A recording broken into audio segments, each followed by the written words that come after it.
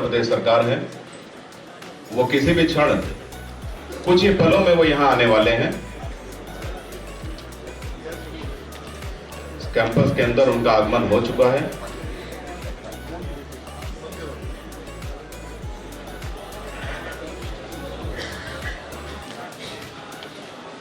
अपने बीच में माननीय राज्यपाल महोदय का आगमन हो गया है।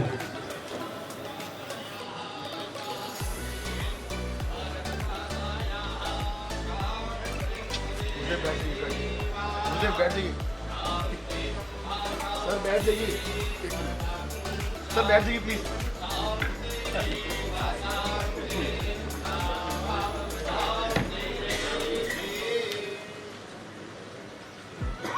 मैं निवेदन करूंगा न्यायमूर्ति गिरधर मालवीय जी से कि कृपया अपना स्थान ग्रहण करने के लिए मंच में आप आगमन हो। कृपया आने का स्थान दे दें। न्यायमूर्ति गिरधर मालवीय जी, श्यामदत्त तिवारी जी, कृपया आप मंचासीन करें। पद्म भूषण डॉक्टर विंदेश्वर पाठक जी से मैं निवेदन करूंगा, ब्रह्मानंद चतुर्वेदी जी, कृपया आप विंदेश्वर पाठक जी को मंच पे लाने का कष्ट करें।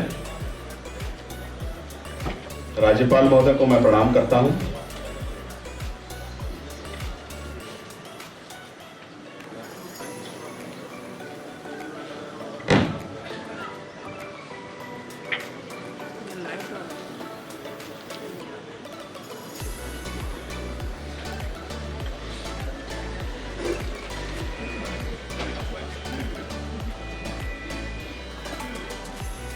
वंदे मातरम,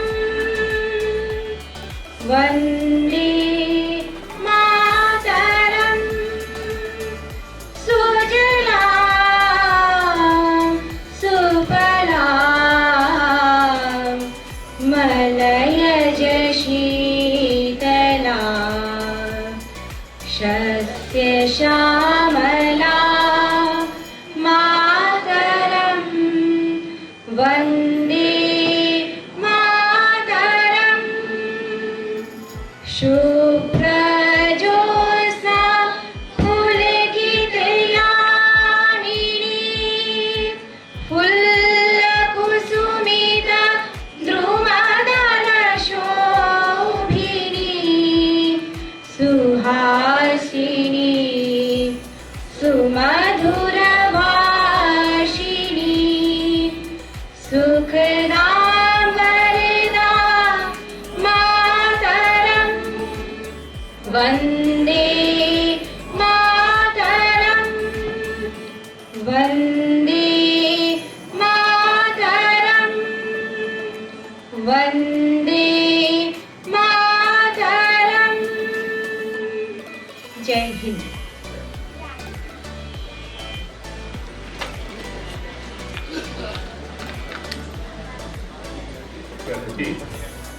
माननीय श्री राज्यपाल महोदय जी से, वो विशिष्ट अतिथि महोदय से मैं निवेदन करूंगा कि मदन मोहन मालवीय जी के प्रतिमा का माल्यार्पण कर दीप प्रज्वलन कर इस कार्यक्रम का शुभारंभ करने की कृपा करें।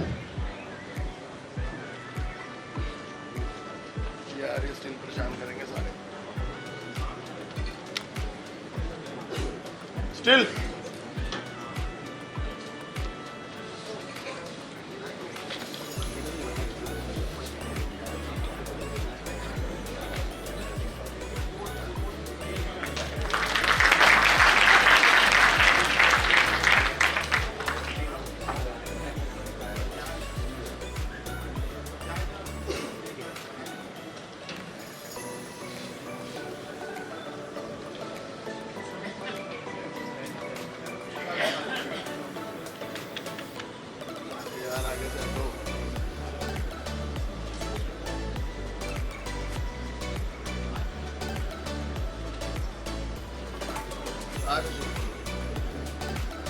हाँ भाई दोस्त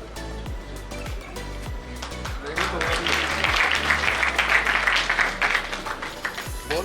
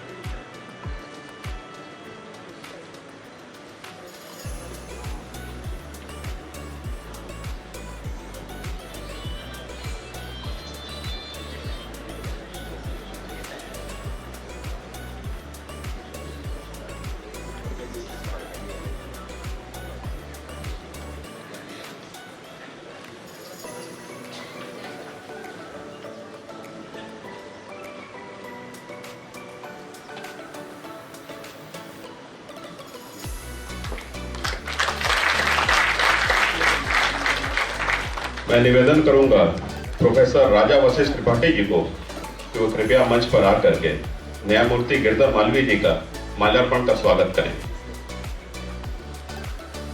मैं निवेदन करूंगा डॉक्टर ज्ञानेश त्रिवेदी जी को कि कृपया मंच पर आकर पद्म भूषण डॉक्टर विंदेश्वर पाठक जी का माल्यार्पण कर स्वागत करें।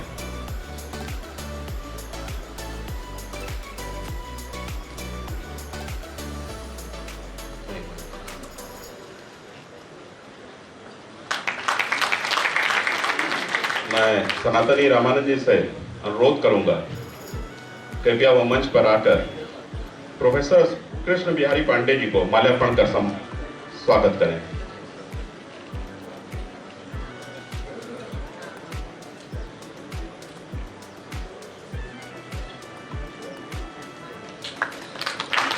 मैं डॉक्टर मृदुल शुक्ला जी से निवेदन करूंगा कि कृपया मंच पर आएं और आकर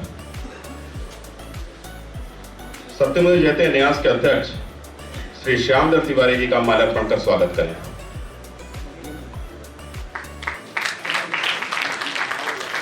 मैं राहुल कुमार जी से भी निवेदन करूंगा कि कृपया मंच पर तुरंत आएं और माननीय राज्यपाल महोदय का माल्यार्पण कर स्वागत करें।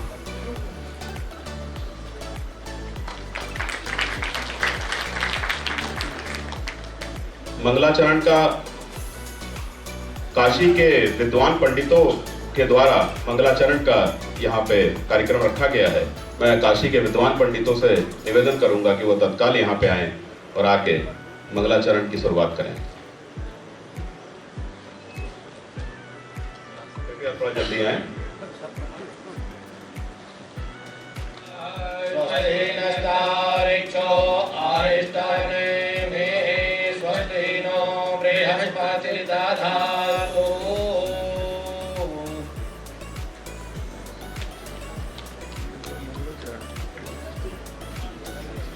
मैं सत्यमेव जयते न्यास के अध्यक्ष व सत्यमेव जयते गुरुकुलम बरौर के विद्यार्थियों से निवेदन करूंगा कि वे समूह प्रार्थना व शक्ति हमें दो दयानिधे का दान करें। कृपया जल्दी आए।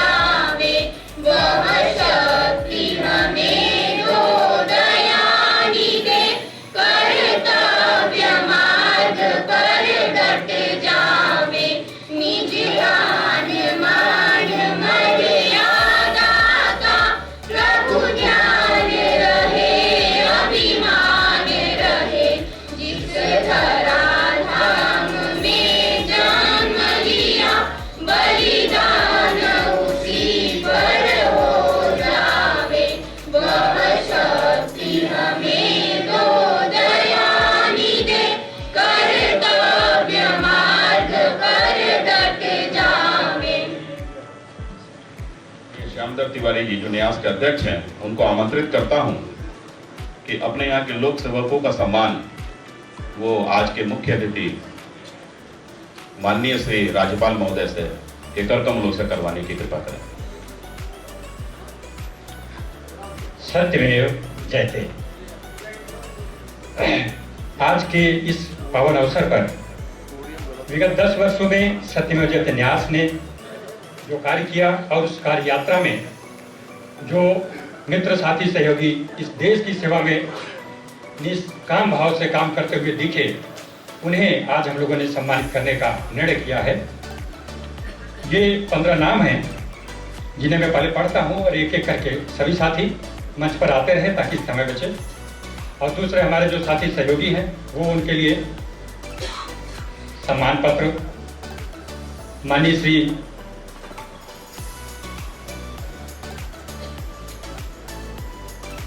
न्यायमूर्ति श्री गिरधर मालवीय जी के हस्ताक्षर से यह प्रमाण पत्र और संस्था की ओर से एक स्मृति चिन्ह प्रदान किया जाएगा।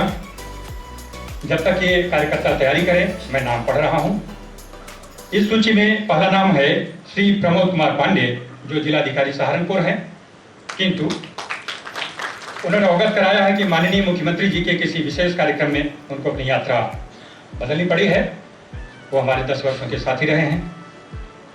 दूसरे साथी हमारे हैं श्री ध्रुवकांत ठाकुर जी, जो महानिरीक्षक हैं BSF कोलकाता में। देश सेवा में उनको भी अचानक कोलकाता से मिजोरम जाने के लिए कहा गया, इसलिए वो भी यहाँ उपस्थित नहीं हो पा रहे हैं। हमारे तीसरे साथी श्री जुगुल किशोर जी हैं, जो इलाहाबाद में पुलिस अधीक्षक हैं और विभागीय कार्यों के कारण उनका भी आना संभव नहीं हो पाया है। हमारे चौथे राज सेवा करने वाले PCS अधिकारी श्री अनिल कनौजिया जी हैं, उपस्थित हैं, मैं देख रहा हूँ। आपसे अनुरोध है कि आप मंच पर आएंगे। अगले साथी हैं भारत के गौरव श्री राजीव सौमित्र जी, जिन्होंने साहस का प्रतिमान स्थापित किया है। और आप सब एक एक करके मंच पे आते हैं तो शीघ्रता होगी। आपने विश्व के 7 महाद्वीपों के 6 चोटियों पर और अंटार्कटिका के 40 डिग्री माइनस तापमान में भी भारत का तिरंगा लहराया है। एक द्वीप बचा है और राजीव सौमित्र जी उसे भी शीघ्र ही पता करेंगे।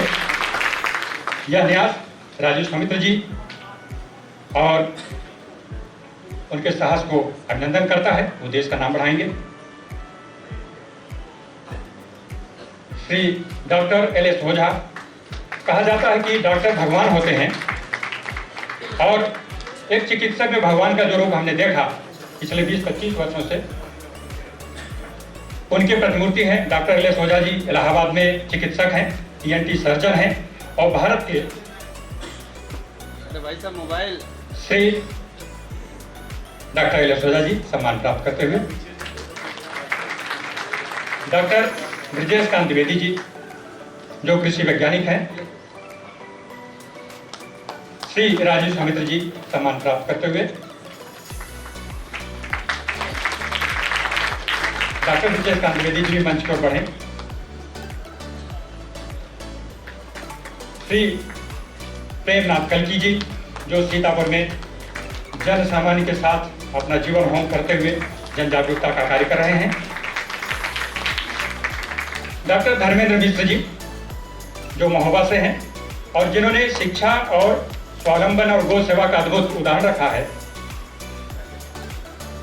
श्री मिश्र जी ने महोबा में नववारिश गायों को, भटकती गायों को स्कूल में, गुरुकुल में रख करके उनको दुधारू बनाया और बालिकाओं को 2 गायें दे करके तब तक के लिए जब तक वो दूध देना बंद करने के बाद 2 गायें वापस कर दें गुरुकुल को, दूसरी गाय ले जाए, ऐसा अद्भुत प्रयोग प्रारंभ किया है। यह संस्थान उनके श्रम और प्रयोग को सम्मान करता है। डॉक्टर विवेकानंद तिवारी जी, जिन्होंने गांधी और अंबेडकर, गंगा और गाय पर 20 से अधिक पुस्तकों का पठन किया है, मैं इस अवसर पर उन्हें सम्मानित करने के लिए आमंत्रित करता हूं। श्री सुखदेव मिश्र जी, अगला नाम है, जो प्रधानमंत्री जी के राष्ट्रीय स्वच्छता कार्यक्रम में काशी की गलियों में सर पर कूड़ा उठाने का वर्षों हम लोगों ने सत्यमेव जयते न्यास के साथ कार्य किया है। उन्हें हम इस अवसर पर सम्मानित करना चाह रहे हैं। श्री सुखदेव मिश्र जी गोरखपुर से हैं। श्री राजेश कुमार मिश्र जी, जो चंदौली में आचार्य हैं, शिक्षक हैं, जो अपना वेतन लगा करके भी विद्यालय के विद्यार्थियों को, विद्यालय को सक्षम बनाना, उन्हें जागरूक बनाने का कार्य करते हैं। आप ज्योतिष के भी प्रकांड साधक हैं। अगला नाम है श्रीमती रीता जायसवाल जी का, जो नारी शक्ति जागरण में काशी और पूरे देश में जाना माना नाम है, उनसे उनको सम्मानित करके यह न्यास अपने को आह्लादित अनुभव करता है। डॉक्टर KVP सिंह जो वाराणसी में है और जिन्होंने कई वर्षों तक निःशुल्क अपनी सेवाएं रामघाट अस्पताल में दिया है, उन्हें भी हम सम्मानित कर रहे हैं। Doctor KVP Singh spine surgeon हैं, कृपया मंच पर आने का कष्ट करें। अगला नाम है श्री सनातनी रामानंद जी। काशी में जो भारतीय धर्म संस्कृति दर्शन का रूप दिखता है, उसमें उनका बड़ा हस्तक्षेप है। स्वयं वो भारतीय संस्कृति की जीती जागती प्रतिमूर्ति हैं। काशी में जो लोग आते हैं आजकल, पिछले 3 वर्षों से सनातनी रामानंद जी के अपनी कल्पना से सुबह बनारस का कार्यक्रम आरंभ हुआ, जो आज एक राष्ट्रीय और अंतर्राष्ट्रीय हैसियत ले चुका है और वो अब प्रशासन का भी एक पसंदीदा कार्यक्रम हो गया है। और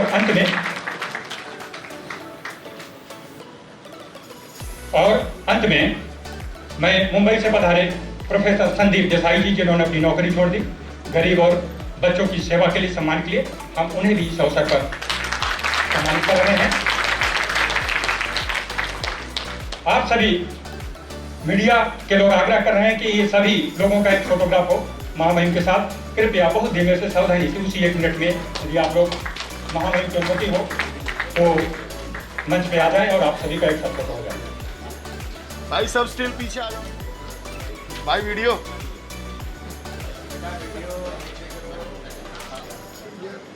प्रोफेशनलिज्म है यार।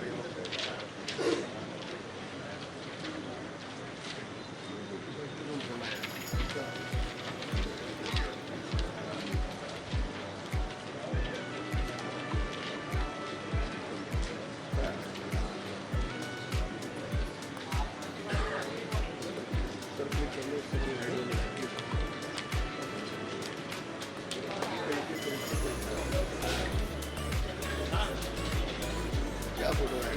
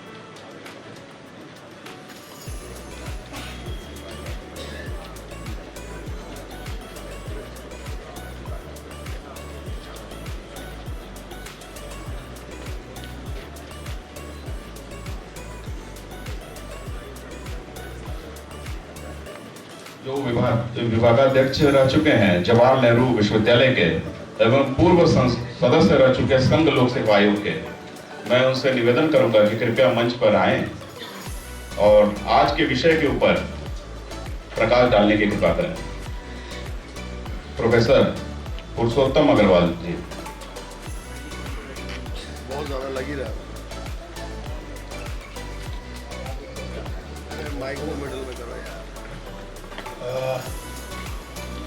मुझे ऐसा लगा था कि मुझे एकेडमिक सेशन में बोलना है, लेकिन श्यामधर जी ने जैसा बताया कि अपेक्षा की जाती है कि मैं इस सत्र में भी कुछ कहूँ, तो इस सत्र में मुझे केवल 2 बातें कहनी है।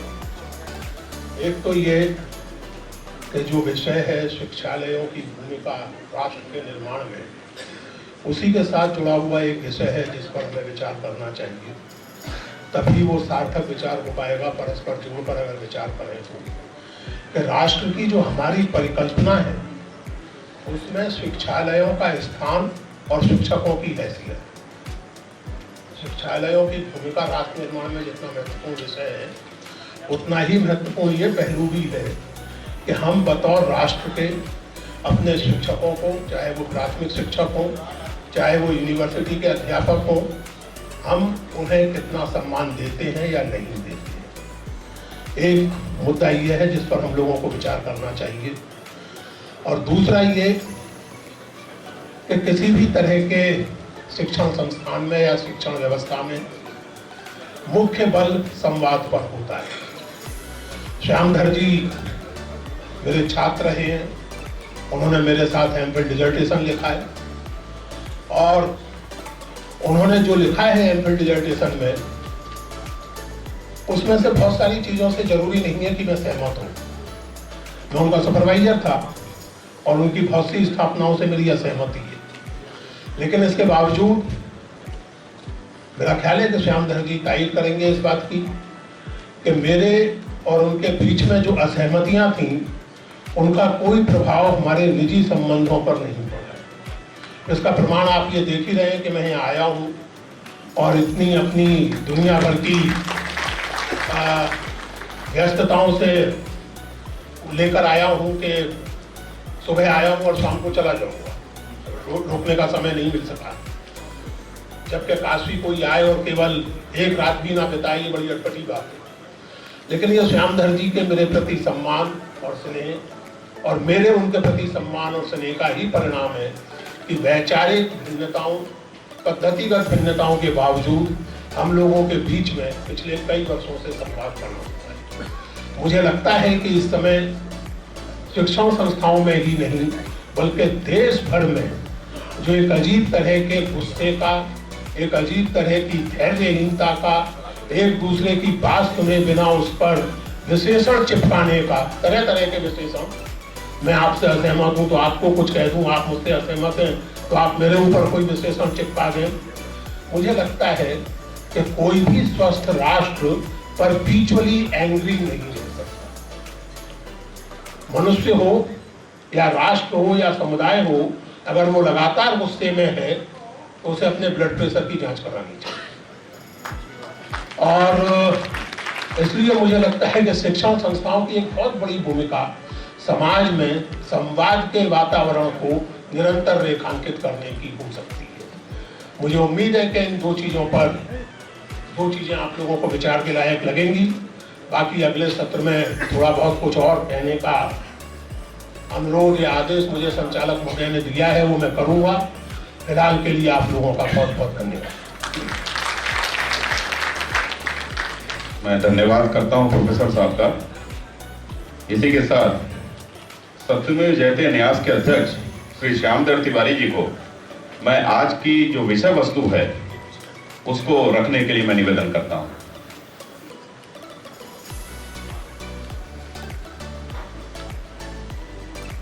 सत्यमेव जयते, सत्यमेव जयते, सत्यमेव जयते।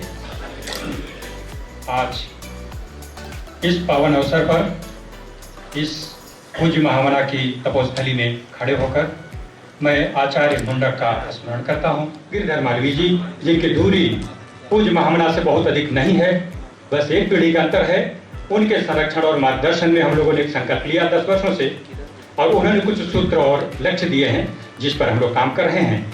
उन्हें यहाँ पा करके हम और हमारा संगठन प्रसन्न है, उत्साहित है। आज यह जो विषय है, राष्ट्र के निर्माण में शिक्षालयों की भूमिका। शिक्षालय माने शिक्षक, विद्यार्थी और संस्थान की अपनी व्यवस्थाएं, ये 3 बातों को मिलाकर हम लोगों ने शिक्षालय नाम दिया विषय को। अब भारत जो देश है, जो 1000 वर्षों की गुलामी के पश्चात उभर रहा है, पूरे विश्व में अपने ज्ञान को, अपनी संपदा को, अपनी शक्ति को साध रहा है, तौल रहा है, समझ रहा है कैसे बढ़ें।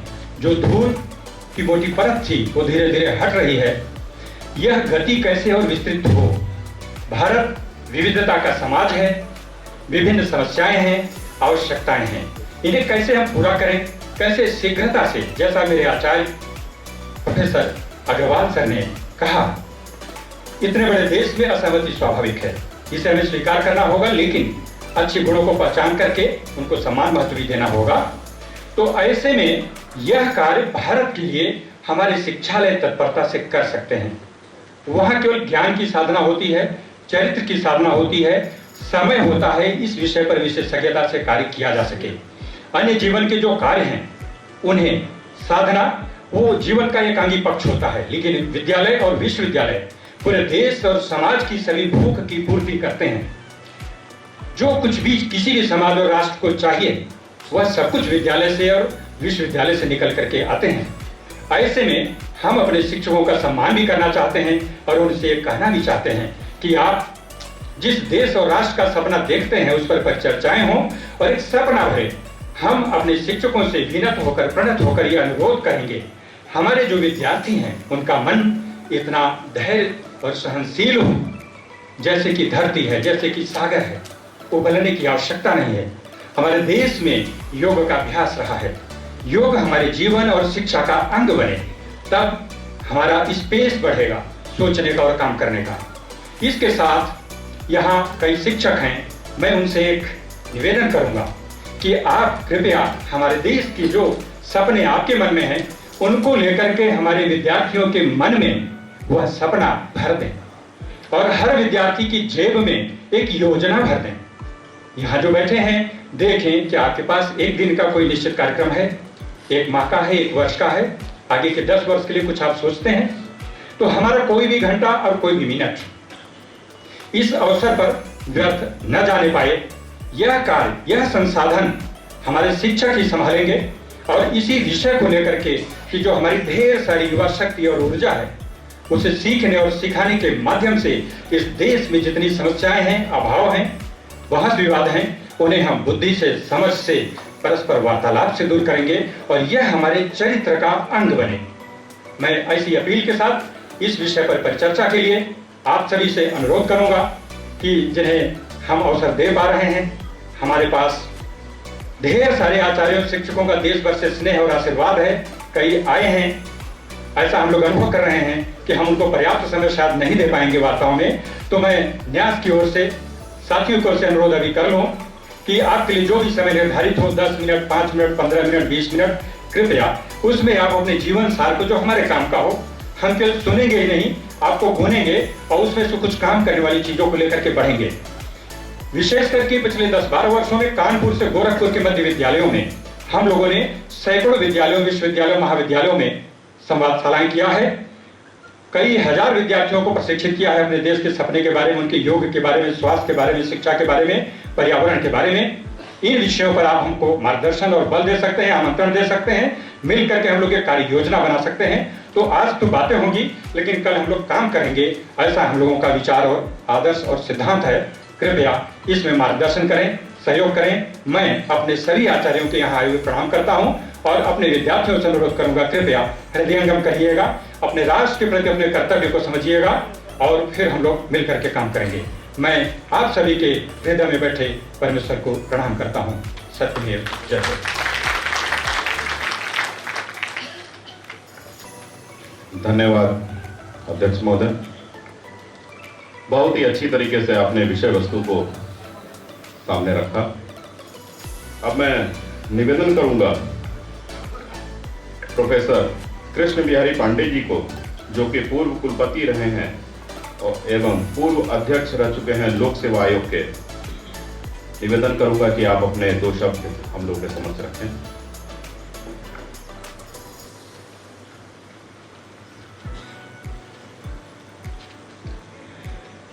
श्रद्धेय महामहिम राज्यपाल जी,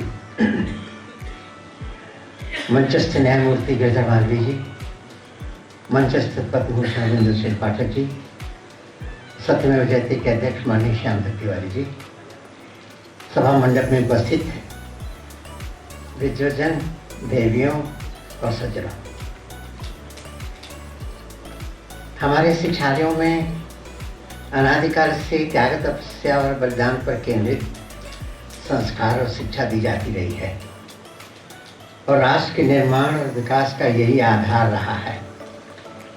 जैसा अथर्ववेद में कहा गया है, ब्रह्मचारी समिधा में खलया श्रमेण लोकांश तपसा पिबर्ति, अर्थात हमारी शिक्षा जिन 4 तत्वों पर आधारित रही है वे हैं समिधा, मेखला, श्रम और तप। हमारी शिक्षा के इस पाठ्यक्रम का व्यावहारिक अर्थात प्रैक्टिकल पार्ट है हमारा अष्टांग योग। जब से हमने पश्चिम का अंधा अनुकरण किया, हम त्याग, तपस्या और बलिदान के स्थान पर ईट, ड्रिंक एंड बी मैरी सिखाने लगे। उसका परिणाम हमारे सामने है। नए भारत के निर्माण में हमारे प्रधानमंत्री जी ने जो संकल्प लिए हैं, उससे हम शिक्षालयों में संविदा में क्लासरूम और तप की ओर लौट रहे हैं। जिस दिन हम योग और प्रार्थना सभा से अपनी शिक्षालयों में कक्षाएं प्रारंभ करेंगे, उसी दिन दुनिया का हर देश हमारा अनुकरण करेगा। बहुत बहुत धन्यवाद।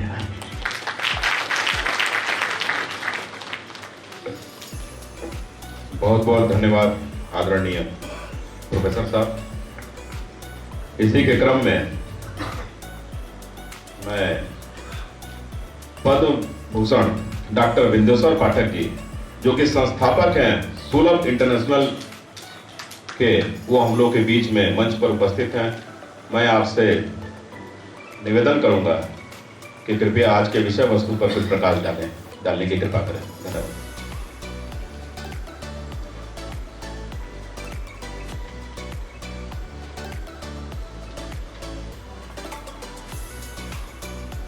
श्रद्धेय महामहिम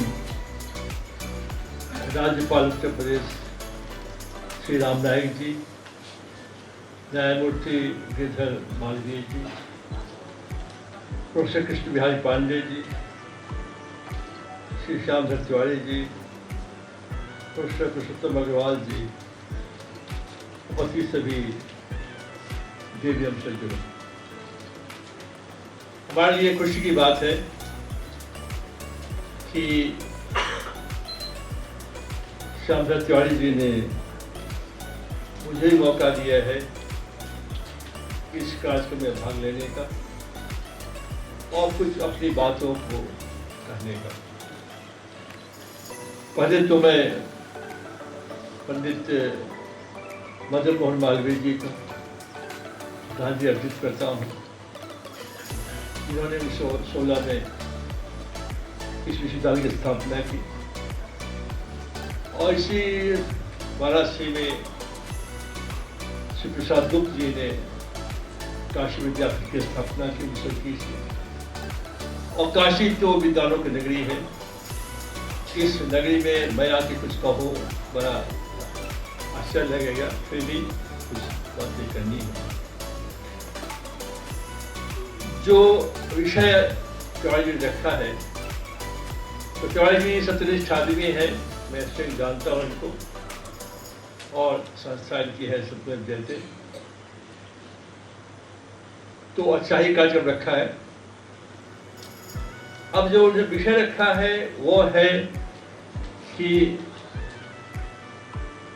राष्ट्र के निर्माण और विकास में शिक्षालयों की भूमिका। बड़ा गहन विषय है, गुरुतर है, ग्रंथ है विषय।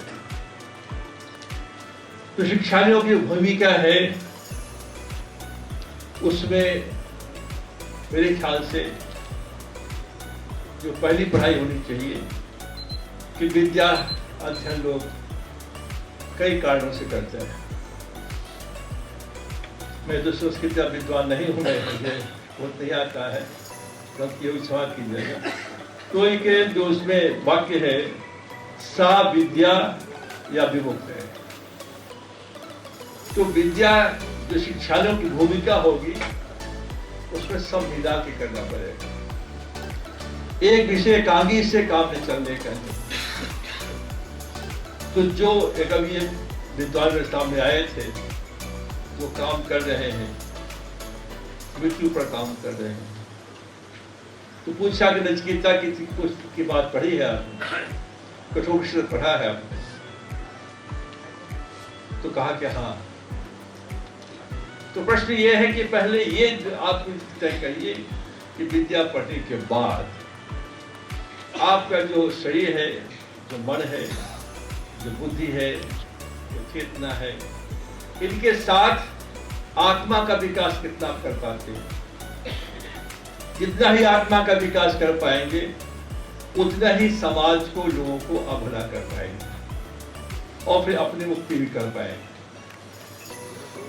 या फिर जो कहा तुलसीदास ने कहा, किसी ने कहा, मुझे उतना पता नहीं है, तो पढ़ो बुद्ध चंडिका जिसमें चढ़े हंडिका, कि ऐसी पढ़ाई पढ़ो जिसमें हारी चढ़ पाए, रोटी कहाँ से खो आप। तो ये तो जरूरी है, बिना हंडिका के चंडिका तो चल ही नहीं सकती है। तो ये जो अपने जो जीवन है, जीवन का जो आप उपार्जन करते हैं, उस क्रम में देखना है कि सर्व भूमिका आएगी, जो आप क्या समझाते हैं बच्चों को, क्या पढ़ाते हैं, वो बहुत महत्वपूर्ण बात है। फिर महत्वपूर्ण बात यह है कि जो आप पढ़ने लिखने के बाद शिक्षालयों की भूमिका है, एकांगी अभी है। अभी के विद्यालयों में पढ़ाई होती है शिक्षालयों में, और सर्वांगीण पढ़ाई नहीं होती है, एकांगी पढ़ाई होती है। जीवन के रोटी कमाने के लिए, कुछ काम के लिए, विकास करने, कुछ विज्ञान की बात करने के लिए होती है। तो उसमें है to create sensitivity and sensibility in a person is called education. यदि आपने पढ़ लिख करके आप समाज के प्रति, लोगों के प्रति यदि आप सेंसिटिव नहीं होते हैं, सेंसिटिव नहीं होते हैं, तो फिर शिक्षालयों की भूमिका नगण्य हो जाती है। तो ये महत्वपूर्ण बात है। इसमें भी गांधी की भूमिका आती है, जो गांधी ने कहा, वैष्णव जंतु तेने कहिए पीड़ पड़ाई जाए, तो दूसरे का दुख जाने। तो क्या शिक्षालयों में इसकी पढ़ाई होती है, या पढ़ाना चाहते हैं आप? मैं जिस विषय पर काम कर रहा हूं, तो स्कैवेंजर्स के साथ स्वयं मैंने मोहल्ले में जाके पैखाना साफ किया, माथे पर ले करके, और 2 दिन तक बाहर जाके 4 किलोमीटर तक फेंका उसको। तो इसलिए फेंका सिर्फ इसलिए कि इसको, ये उनकी जो दुख है, जो अपमान है, जो पीड़ा है, उसको समझने के लिए। इस देश में शायद अभी तक किसी नहीं किया होगा इस काम। तो ये है कि जब तक आपके विद्यालयों में पढ़ाई जो होती है, शिक्षालयों में पढ़ाई होती है, जो भूमिका की चर्चा आप यहाँ करने आए हैं, तो क्या are you sensitive to our society?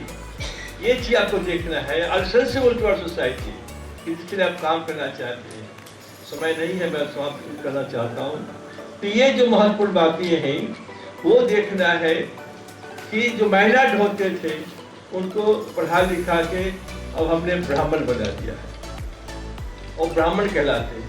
इस देश में पहली बार हुआ है कि जो महिला ढोते थे अछूत कहलाते थे, अब ब्राह्मण कहलाते हैं। तो ये इन्होंने प्रश्न उठा कि ब्राह्मण क्यों?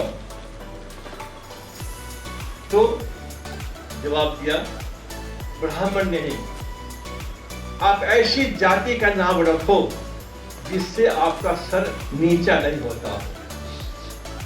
अम्बेडकर कहते थे जाति खत्म करो, गांधी ने कहा जाति खत्म करने की जरूरत नहीं है, जो अछूआछूत है और जो भेद है उसको खत्म करो।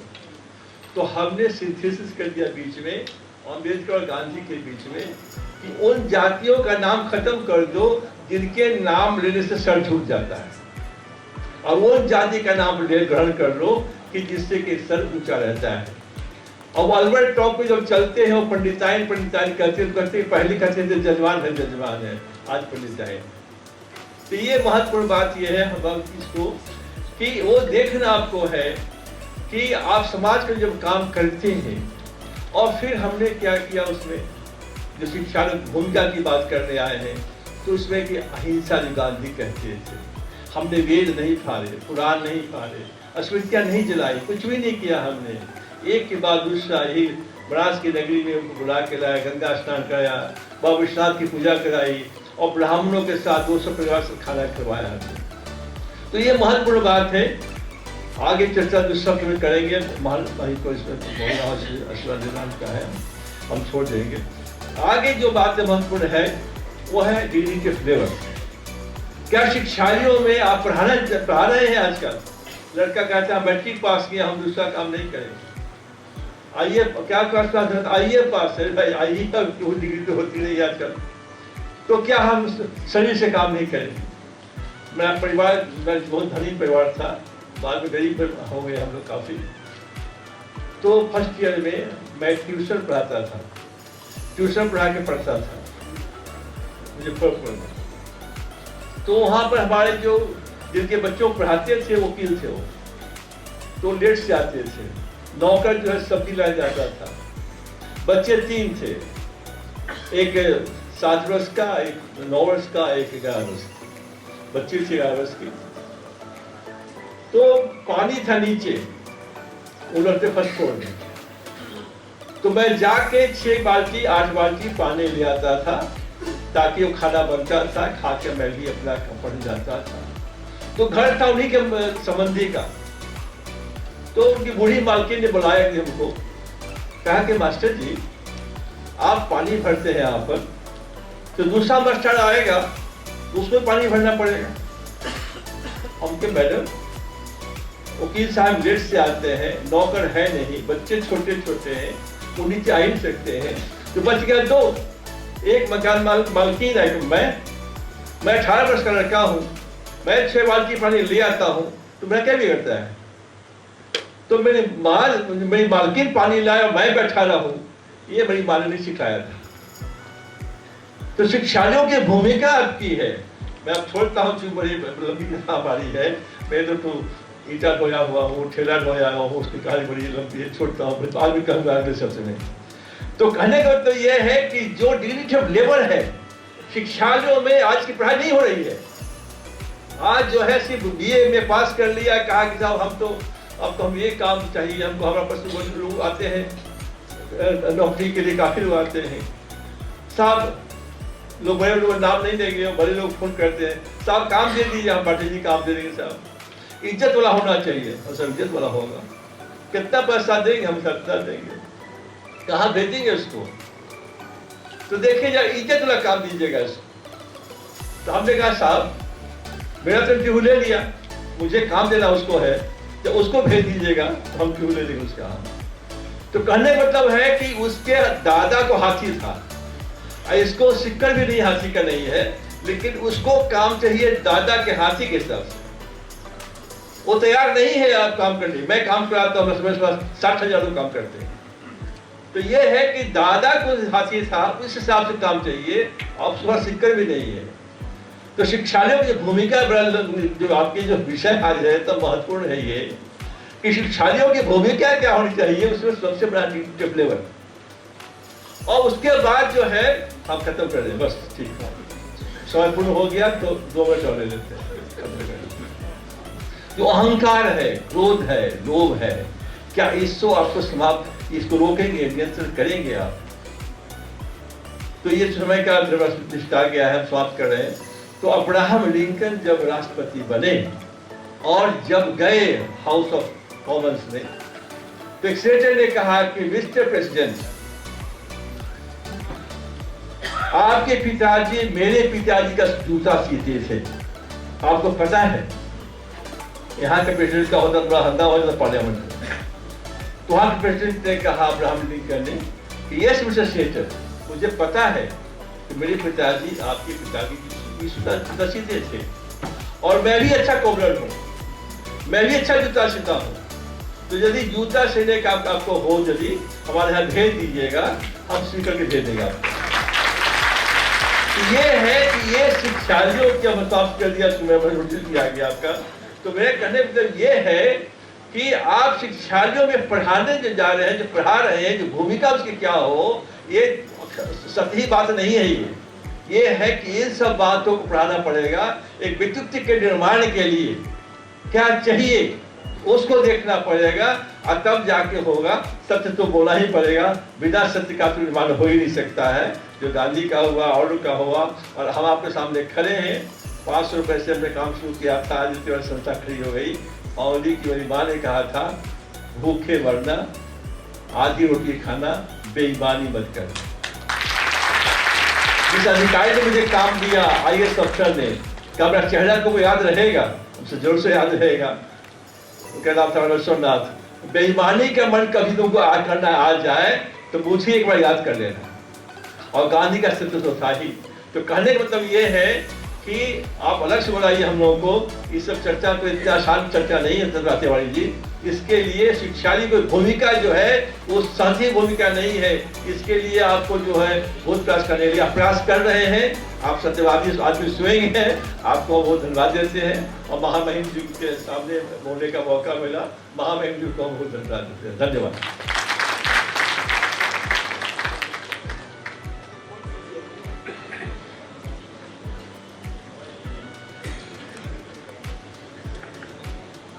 धन्यवाद। इसके बाद मैं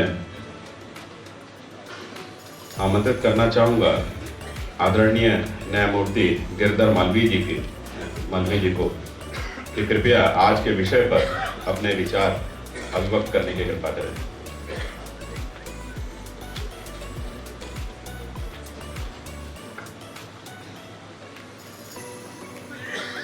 इस प्रदेश के अत्यंत लोकप्रिय राज्यपाल माननीय श्री राम नाईक जी, प्रोफेसर के.बी. त्रिपाठी जी, श्री पाठक जी, श्री तिवारी जी, मेरे ख्याल से इस सभागार में इस समय उपस्थित सबसे वयोवृद्ध डॉक्टर शुक्ला जी, श्रीमती शुक्ला जी तथा अन्य समस्त भाइयों और बहनों, आज का विषय बहुत ही समीचीन है।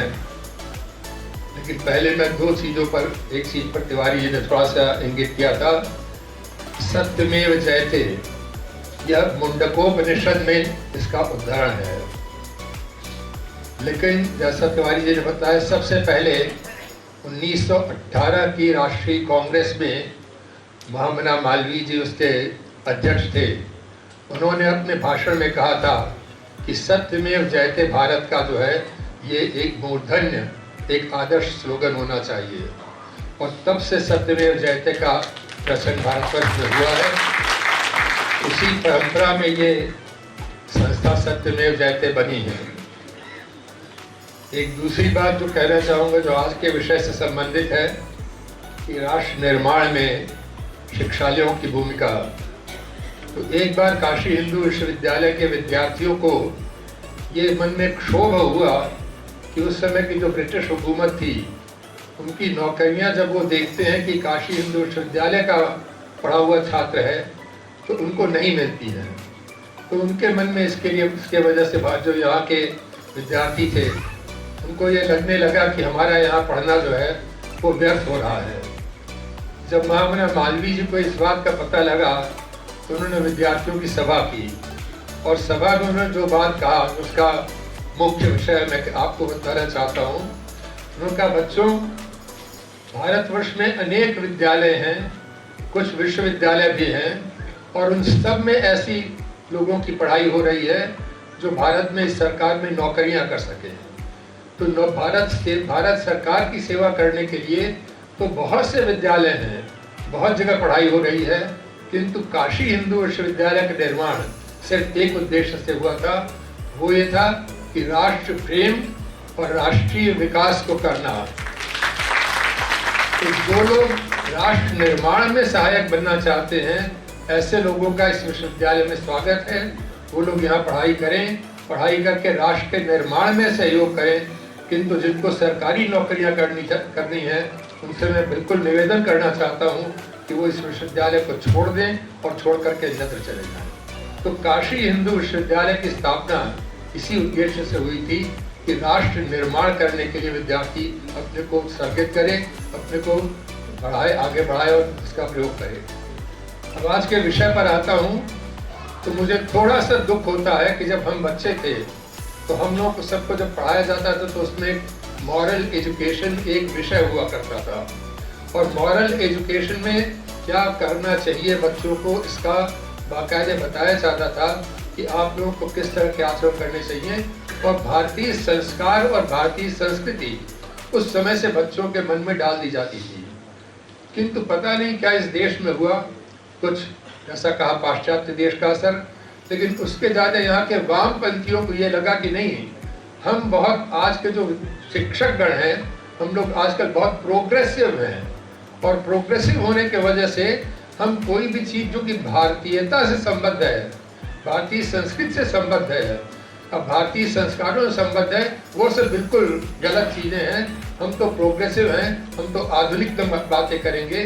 तो इसकी वजह से धीरे धीरे यहाँ से ये जो शिक्षा थी कि हमारे धर्म से संबंधित, हमारे मोरालिटी से संबंधित इस शिक्षा का सर्वथा अभाव हो गया और अनेक विद्यालय और विश्वविद्यालय ऐसे हो गए जो इन प्रोग्रेसिव लोगों के विचारधारा से, जो भारतीय संस्कृति और भारतीय संस्कार की जहाँ पर हम कहते हैं पढ़ाई होती थी, उसको उन्होंने कहा गलत है और उसके विरुद्ध में अनेक पुस्तकें प्रकाशित हुई। और जो आज के प्रोग्रेसिव लोग हैं, एक झोला लटका करके, एक लंबा कुर्ता पहन करके, उन्होंने भारतीय शिक्षा की जो मूल भावना थी, जिसको मैकॉले ने अपने भाषण में कहा था कि मैं इस देश में उत्तर से दक्षिण तक, पश्चिम से पूरब तक घुमा हुआ हूँ, लेकिन इस देश में संस्कार ऐसे हैं लोगों के, इसकी संस्कृति ऐसी है कि यहाँ के लोग न तो झूठ बोलते हैं, मुझे न तो एक बेईमान व्यक्ति मिला इस देश में, न एक झूठ बोलने वाला व्यक्ति मिला। यहाँ की ये शिक्षा थी और उसने कहा कि ये इनकी रीढ़ की हड्डी है और अगर हम ब्रिटिश लोग यहाँ पर शासन करना चाहते हैं तो हमें ये इनकी संस्कृति और संस्कार उसको तोड़ना होगा और उस रीढ़ की हड्डी को तोड़ देंगे। जब यहाँ के लोगों के मन में ये भावना आ जाएगी कि इनके संस्कार जो है वो हमारे पाश्चात्य संस्कारों से हीन है और इनके मन में ये भावना आ जाएगी पाश्चात्य चीजें ही अच्छी हैं, तब ये रीढ़ की हड्डी टूटेगी, तभी यहाँ पर शासन हम कर पाएंगे। तो मैकॉले की ये जो बात थी कि जब तक भारत स्वतंत्र नहीं हुआ तब तक तो यहाँ के शिक्षालयों में काशी विश्वविद्यालय जैसी संस्थाएं, अन्य अनेक बहुत देश की संस्थाएं थी, उनमें सुरक्षित थी। स्वतंत्रता के बाद से इन जो प्रोग्रेसिव लोगों हैं, उन लोगों ने मैकॉले की उस शिक्षा को यहाँ चरितार्थ कर दिया और जो हमारी पुरानी शिक्षा थी, हमारी संस्कृति, उसका विनाश कर दिया। मैं समझता हूँ आज फिर से हमको जागना है, हमको आगे बढ़ना है और ये जो है कि हमारे शिक्षालयों में ऐसी शिक्षा हो जिसमें हमारे राष्ट्र का निर्माण और राष्ट्र का विकास हो, इस भूमिका के ऊपर में पूरी शिक्षा दी जाए। मैं समझता हूँ बहुत ही समीचीन विषय है। ऐसा होने से हमारे देश का कल्याण होगा, हम आगे बढ़ेंगे और विश्व में सिरमौर होंगे। इन्हीं थोड़ी सी बातों के साथ में वाणी को विराम देता हूँ। धन्यवाद। जय हिंद।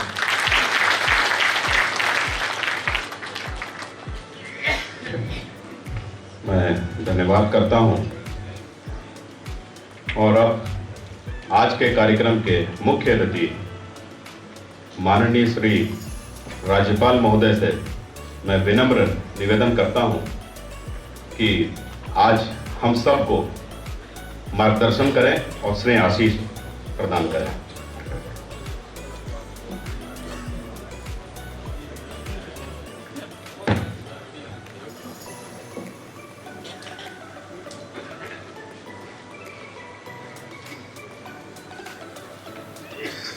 सत्यमेव जयते न्यास द्वारा आयोजित इस परिचर्चा के अध्यक्ष न्यायमूर्ति गिरिधर मालवीय जी, सुरभ इंटरनेशनल के अध्यक्ष पद्मभूषण डॉक्टर बिंदेश्वर पाठक जी, पूर्व कुलपति प्रोफेसर कृष्ण बिहारी पांडे जी, जवाहरलाल नेहरू विश्वविद्यालय के प्रोफेसर पुरुषोत्तम अग्रवाल जी, न्यास के अध्यक्ष श्री श्यामधर तिवारी जी। यहाँ 3 सत्र होने वाले हैं। तीनों सत्रों के मुख्य अतिथि और अध्यक्ष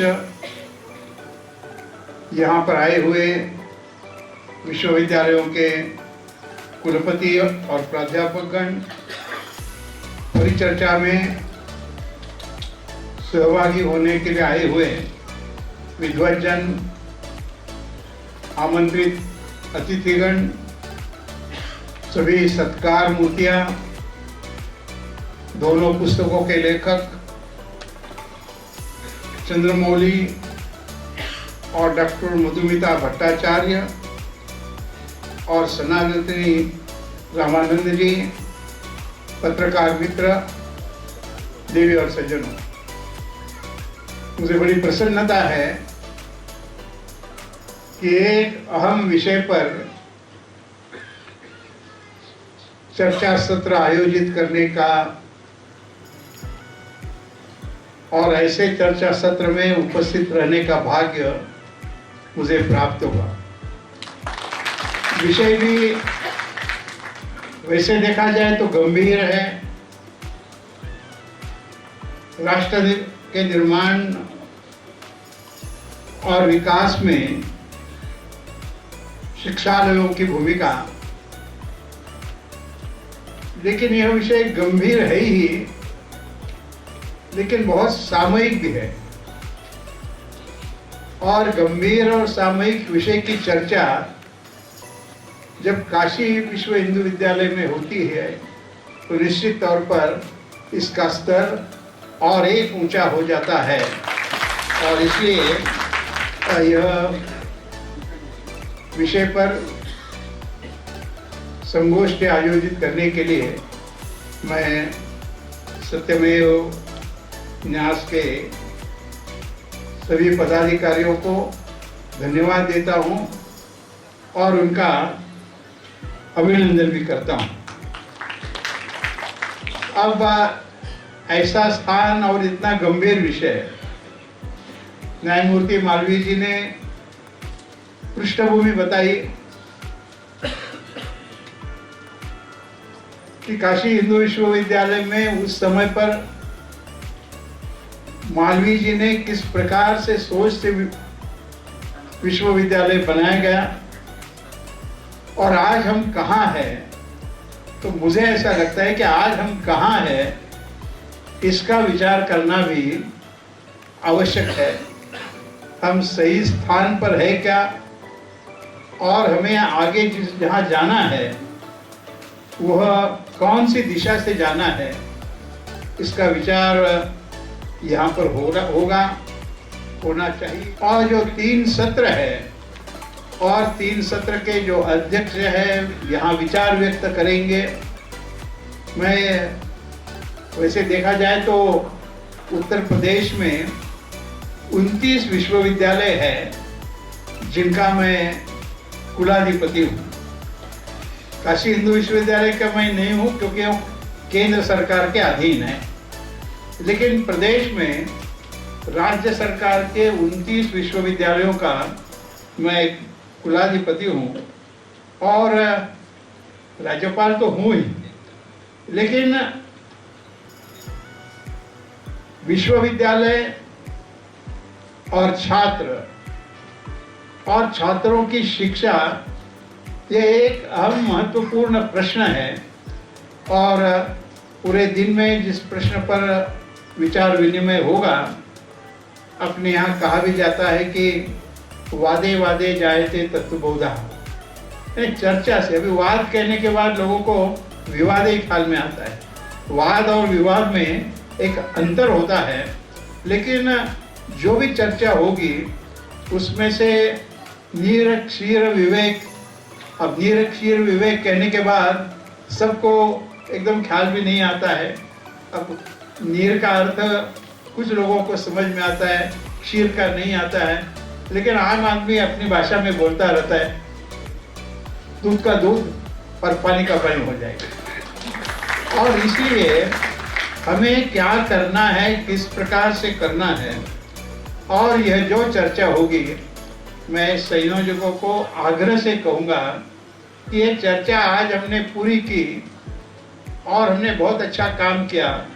यहाँ तक न रुकते हुए इस चर्चा में जो विषय और विषयों पर लोगों के विचार व्यक्त होंगे, उसमें से जो निष्कर्ष निकलेगा, वो निष्कर्ष मुझे ऐसा लगता है कि आपने महाविद्यालयों के कुलपतियों को, कुलाधिपति के नाते मुझे, अपने देश के, प्रदेश के जो शिक्षा मंत्री है उनको, और उसका एक लाभ इस चर्चा का होगा। और तब इस प्रकार का चर्चा का प्रयोजन उपयोगी होता है और इस भूमिका में इसका विचार किया जाए, ऐसा आग्रह मैं करूँगा। और मैं राह देखूँगा कि जो चर्चा हुई 3 सत्रों में होगी आगे। उस पर से जो निष्कर्ष होगा वह मैं 29 विश्वविद्यालयों के कुलाधिपति के नाते मुझे कब प्राप्त होता है इसकी मैं राह देखूंगा। मुझे सरकारी काम में रिमाइंडर भेजने की जानकारी है, लेकिन मैं कुलाधिपति के नाते रिमाइंडर नहीं भेजता हूँ। नहीं काम हुआ तो फिर पूछ लेता हूँ कि भाई क्या हो गया और क्यों नहीं हो गया। तो संयोजकों को मेरा निवेदन है कि इस महत्वपूर्ण चर्चा से जो निष्कर्ष हो गए वो जरूर उससे मुझे अवगत कराने की कोशिश करें। अब संसार में देश की स्थिति और देश की प्रगति करनी है तो देश के प्रगति के वाहक कौन, ऐसा जब हम विचार करते हैं तो एक दृष्टि से सभी नागरिक, लेकिन देश को आगे ले जाने का काम कौन कर सकता है? तो शिक्षित समाज कर सकता है। और शिक्षित समाज के सामने क्या चित्र है वो चित्र हमें सामने रखना चाहिए। और इस भूमिका में हमें ख्याल रखना चाहिए कि जो शिक्षा हम देंगे उसके आधार पर जीवन का विकास होता है। और इसलिए जीवन में शिक्षा का महत्व बहुत होता है।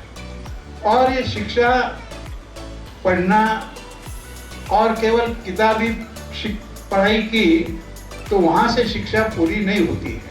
किताबी पढ़ाई के साथ ही साथ जो पढ़ाने वाले होते हैं, वो जो शिक्षक है वो अपना पीरियड तो ले जाते हैं, लेकिन पीरियड के साथ ही साथ उनका व्यवहार कैसा है, वह शिक्षक विद्यार्थियों से कैसे व्यवहार करते हैं, उन पर क्या संस्कार करते हैं। तो शिक्षकों में भी संस्कार क्षमता है क्या, यह भी शिक्षकों ने विचार करना चाहिए, ऐसा मुझे लगता है। आपके पास होगा तो आप दूसरों को देंगे। और इसलिए शिक्षकों का भी ये दायित्व है कि हम जिस भूमिका में हैं उस भूमिका में युवकों को, छात्रों को ऐसी शिक्षा दे जो किताबी की पढ़ाई हो, लेकिन वो किताबी कीड़े केवल न बनते हुए समाज के लिए उपयोगी इस प्रकार के नागरिक बनाना, यह मैं मानता हूँ कि मुख्यतः शिक्षा का काम होता है। और ऐसे नागरिक जब बनेंगे तभी हमारा देश आगे जा सकता है, ऐसा मुझे लगता है।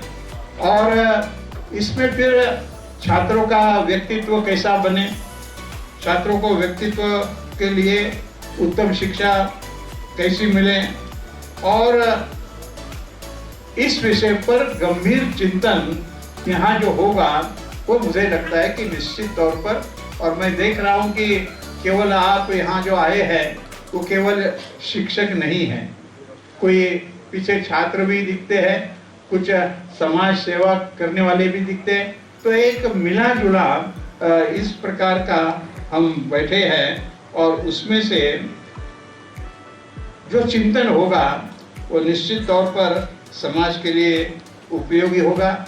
लेकिन हमारा मूल्य क्या है, मानवीय मूल्य क्या है, और क्या करने से समाज आगे जाएगा और कैसी शिक्षा देने से समाधान मिलेगा। शिक्षक को सबसे बड़ा समाधान उस बात में होता है कि उसका विद्यार्थी कैसे निकला है। जो विद्यार्थी आगे बढ़ता है वो देखकर शिक्षक को एक समाधान होता है। और कोई भी शैक्षणिक संस्था हो उसका मूल्य भी वहाँ से कैसे छात्र निकलते हैं उस पर है। और जब ये कहने का कोई प्रयास होता है कि मैं काशी हिंदू विश्वविद्यालय का छात्र हूँ, तो अपने आप में एक मन में बात आ जाती है कि मैंने वहाँ की जो परंपरा है वो परंपरा आगे ले जाने का काम मुझे करना है। और इसलिए अंग्रेजी में कहते भी है कि भाई स्कूल जो है वो आपकी बिल्डिंग कितनी अच्छी है, आपका यूनिफॉर्म कितना अच्छा है, इस पर नहीं माना जाता है। तो वहाँ के विद्यार्थी कैसे निकलते हैं उस पर वो स्कूल का महत्व या मान्यता होती है। तो हमें इस बात का ख्याल करते रहना चाहिए और ऐसी शिक्षा हम कैसे दे सकते हैं, इसका विचार करने की आवश्यकता है। इसके साथ ही साथ मैंने कहा कि शिक्षा ये केवल किताब की पढ़ाई नहीं होनी चाहिए। एक छात्र तैयार करना है तो उसको किताबी पढ़ाई तो होनी ही चाहिए, लेकिन वह शिक्षक जो छात्र है वो किताबी कीड़ा नहीं बनना चाहिए।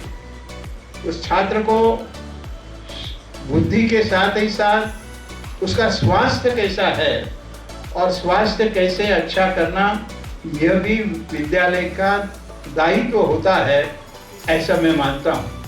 और जिसका स्वास्थ्य अच्छा है, अब मैं आपको मेरी कहानी चाहे तो बता सकता हूँ, क्योंकि अब मेरी उम्र 83 से आगे चली गई है और मुझे 20 साल के पहले कैंसर भी हुआ था। और कैंसर में से 20 साल के पहले कोई कैंसर की बात है, अभी भी कैंसर के लिए किसी को चेक करने के लिए हॉस्पिटल में जाना है, ऐसा डॉक्टर ने कहा, तो लोगों को लगता है कि अब ऊपर जाने के दिन आ गए। पेशेंट को भी लगता है, परिवार को भी लगता है। ऐसे डर अभी रखने का कारण नहीं, उसमें काफी सुधार हो रहा है। लेकिन मैं इस बात के लिए इसका उल्लेख करता हूँ कि 60 साल के उम्र में मुझे कैंसर हो गया। अच्छा, मैं कोई बीड़ी सिगरेट नहीं पीता हूँ, बहुत बड़ा नियमित सा फिर भी आ गया। लेकिन उस कैंसर के साथ मैंने संघर्ष किया 2 कारणों से। एक तो इच्छा शक्ति होती है कि मुझे ठीक होना है, और शरीर की शक्ति। हमारे स्कूल में, मैं देहात में महाराष्ट्र में एक पुराना आउट स्टेट करके छोटा सा क्षेत्र है, उसमें मेरे पिताजी हाई स्कूल के हेडमास्टर थे। लेकिन हमारे उस समय पर पहला पीरियड जो हमारा होता था वह सूर्य नमस्कार का होता था। सभी विद्यार्थियों को खुले मैदान में आकर रोज 25 सूर्य नमस्कार डालने पड़ते थे। तो आप विचार करिए कि पहली से 11वीं तक रोज 25 सूर्य नमस्कार यदि हम डालते हैं तो मैं कैंसर से नहीं लड़ सकता हूँ, ऐसा कैसा हो सकता है। तो छात्र के लिए, उसके जीवन के लिए, आगे बढ़ने के लिए एक स्वास्थ्य, कौन से प्रकार का व्यायाम करना, वो हर एक की रुचि के अनुसार हो जाता है। लेकिन मैदान पर खेलना चाहिए, लगना चाहिए, कहाँ हड्डी टूट जाए, थोड़ा खून आ जाए, कोई बिगड़ता नहीं है। आप जब आगे बढ़ोगे तब ये बात याद रहती है कि मैंने कबड्डी खेलते खेलते ऐसे मेरी टांग उठने लगाई तो उसे दांत गिर गए। तो यह छात्र सर्वांग परिपूर्ण कैसा हो, यह देखना, यह भी हमारी शिक्षा का एक लक्ष्य होना चाहिए, ऐसा मुझे लगता है। और इस भूमिका में हम इस विषय का विचार करें और उसको संकल्प करें। जब मैंने कहा कि मैं 29 विश्वविद्यालय का कुलाधिपति हूँ, तो आप सारे उत्तर प्रदेश का विचार कर सकते हैं। यानी हिंदुस्तान में सबसे, हम तो जनतंत्र है, दुनिया का सबसे बड़ा जनतंत्र भारत में है, और भारत में सबसे बड़ा प्रदेश उत्तर प्रदेश, और उत्तर प्रदेश सबसे बड़ा, मैंने कहा कि 29 विश्वविद्यालयों का मैं कुलाधिपति हूँ। तो कितनी बड़ी ताकत युवकों की हमारे पास है। और जब आगे का हम विचार करते हैं तो संख्या शास्त्र जानने वाले लोग ये कहते हैं, और वो बात सही है, कि 2025 में, मतलब अब से 7-8 साल आगे, भारत दुनिया का सबसे युवा देश बनेगा। यानी दुनिया में सबसे ज्यादा युवक कौन से देश में है, तो भारत में है। तो ये युवा हमारे लिए बहुत बड़ा एसेट है। और जैसे कोई, मैं बीकॉम की परीक्षा पास की है, व्यापार जानता भी हूँ इधर उधर। जैसे एक व्यापारी उसके पास जो पूंजी है उसको एसेट हम कहते हैं।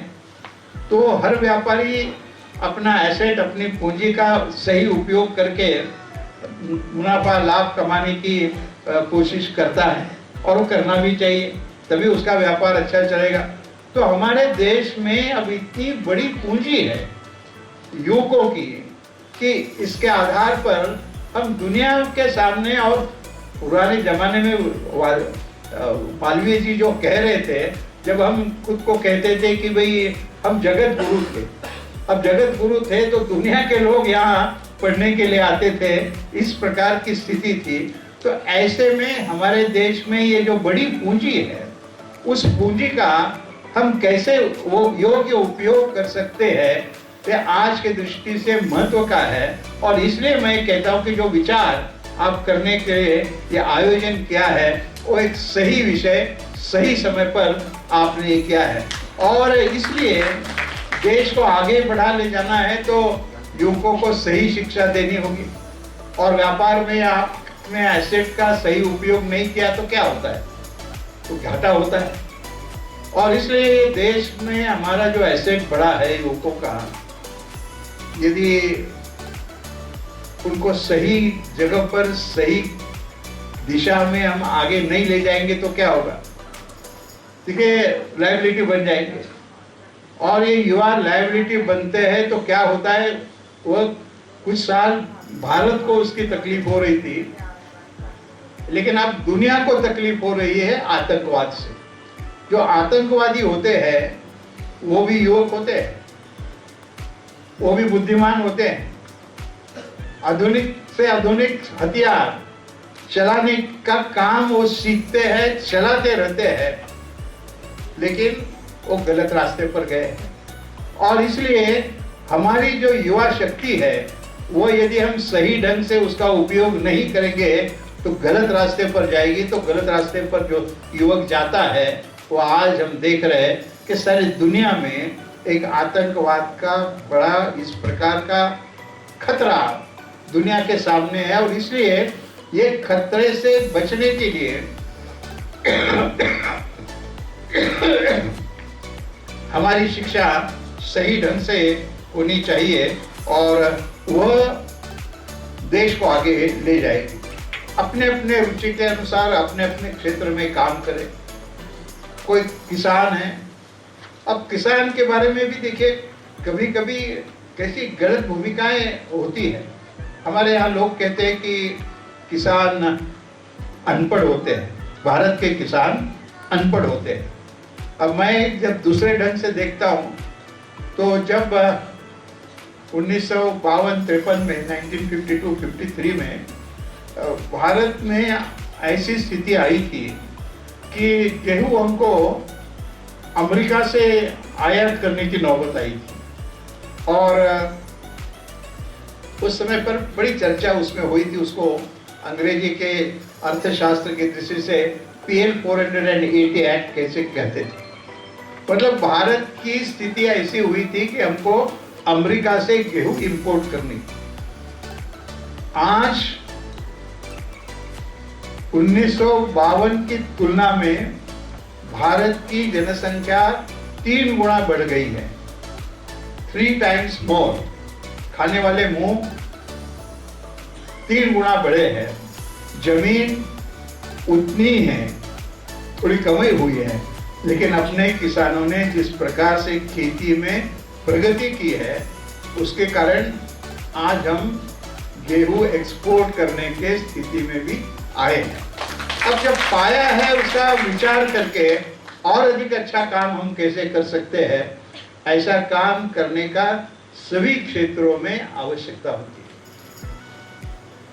हमारे यहाँ स्थिति ऐसी आई थी और बीच में तो ऐसी स्थिति आई, आज भी अमेरिका में ये स्थिति है।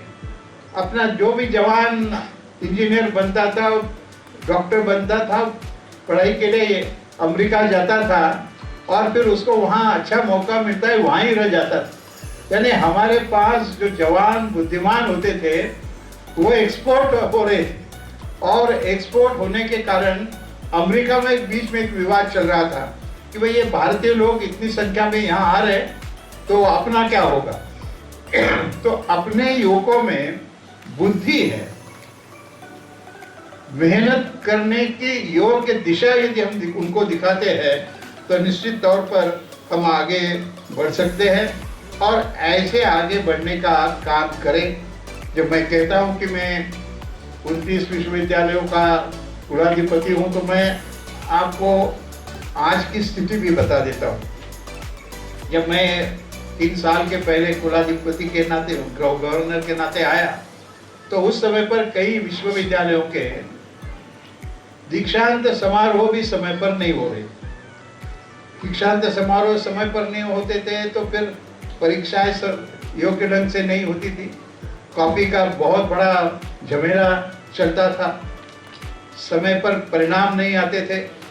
लेकिन सबने दिल से काम करने के संकल्प करने के बाद इस वर्ष ऐसी स्थिति है कि सभी विश्वविद्यालयों का जो दीक्षांत समारोह है वो समय पर पूरा हो गया।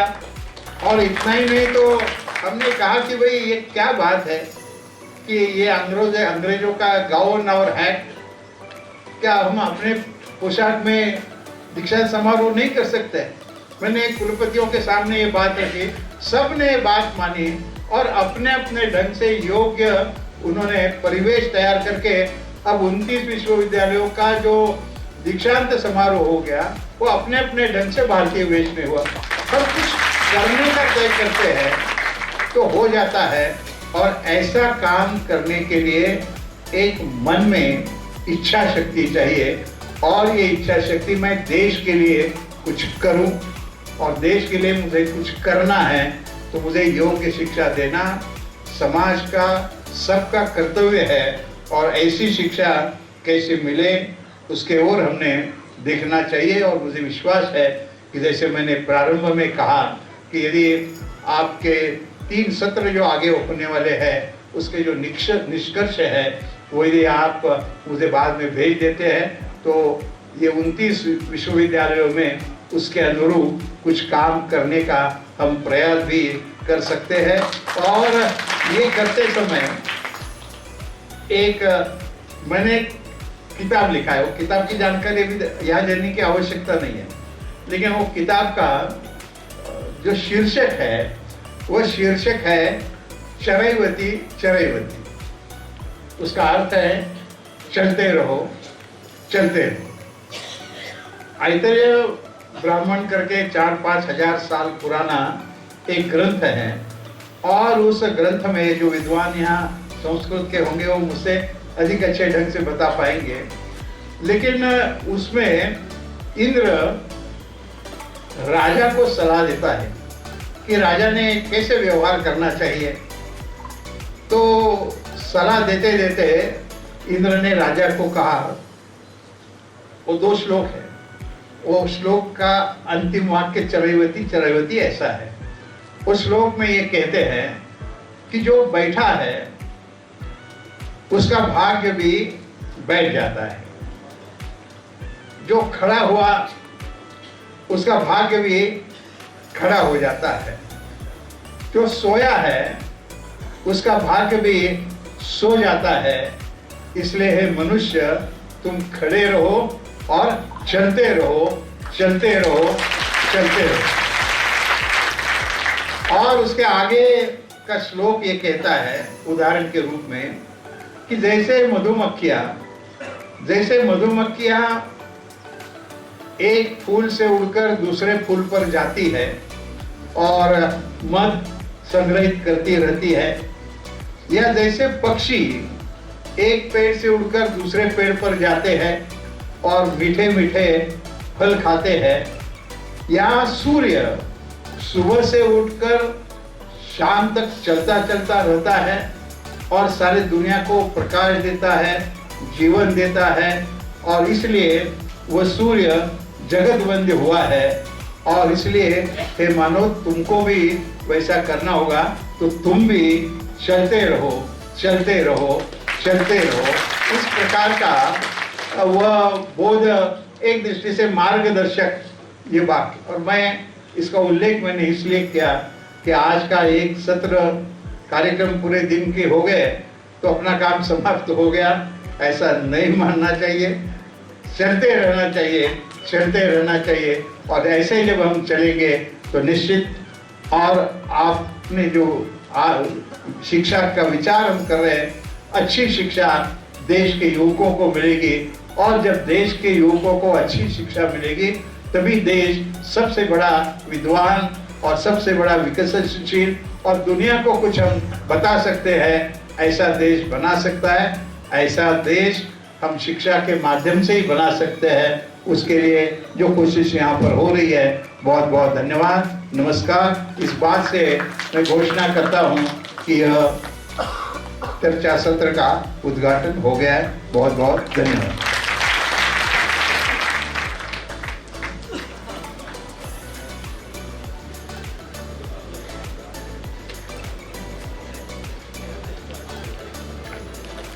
बहुत ही अच्छा मार्गदर्शन आज गवर्नर साहब से प्राप्त हुआ है, और इससे यहाँ बैठे हुए समस्त लोगों के अंदर एक नई ऊर्जा का संचार भी निश्चित तौर पर हुआ है। जिस तरह गवर्नर साहब ने कहा अभी कि आपने अपनी इच्छा शक्ति से कैंसर जैसे रोग को भी मात दे दिया, वो भी हम लोगों के लिए आगे जीवन के हर मार्ग पर अपनी प्रबल इच्छा शक्ति से कोई भी समस्या को दूर करने के लिए प्रेरित करता रहेगा। हम लोग प्रथम बार जब गवर्नर साहब के यहाँ गए थे तो उनकी विनम्रता देख करके हम लोग कायल हो गए।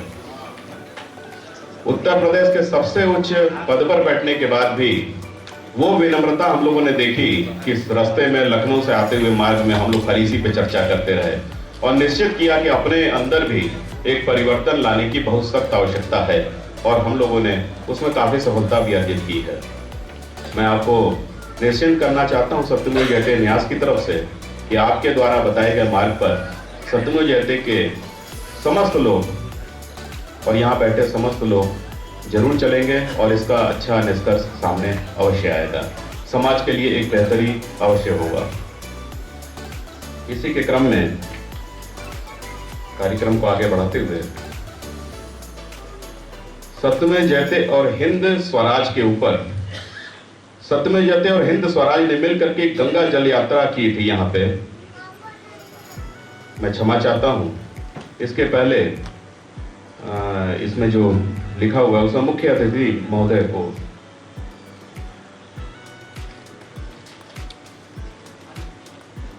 स्मृति चिन्ह अपना। आज के इस दिन को यादगार बनाने हेतु मैं न्यास के अध्यक्ष श्री श्यामधर तिवारी से निवेदन करूंगा कि माननीय राज्यपाल महोदय को, राज्यपाल महोदय जी को स्मृति चिन्ह प्रदान कर आज के दिन को यादगार दिन बनाएं।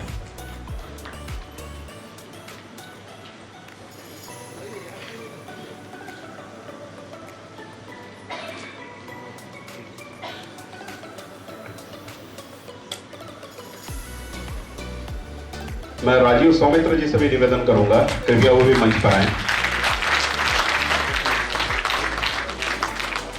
राजीव सौमित्र जी,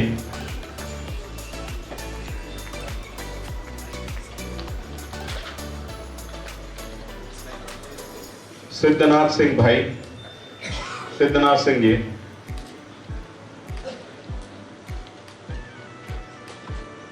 और राजीव सौमित्र जी से मैं निवेदन करूंगा कि न्यायमूर्ति गिरधर मालवीय जी को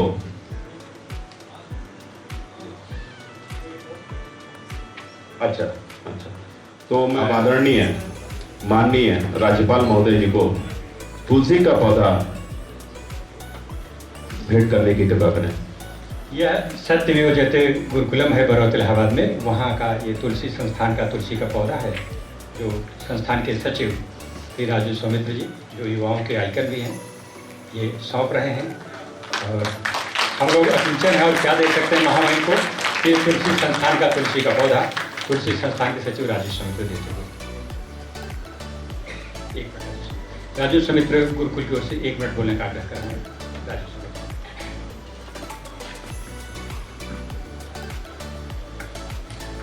आज इस परिचर्चा में उपस्थित श्रद्धेय महामहिम राज्यपाल महोदय एवं मंच पर उपस्थित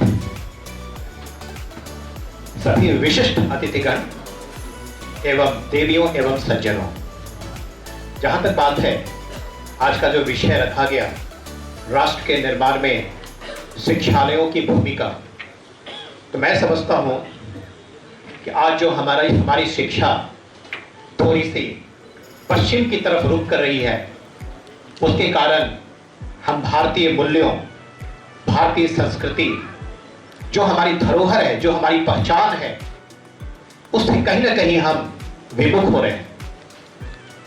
जहां तक किसी भी राष्ट्र के निर्माण की बात है, तो राष्ट्र के निर्माण में जो राष्ट्र की मौलिकता है, जो हमारी धरोहर है, जो हमारी संस्कृति है, अगर हम उसको बरकरार रखते हुए मूल्यों के जो सामाजिक मूल्य है उसको बनाए रखते हुए अगर हम शिक्षा को आगे बढ़ाएं, तो हम समझते हैं कि देश के जो नए नए कर्णधार पैदा हो रहे हैं वो आज से शायद कहीं ज्यादा बेहतर पैदा होंगे।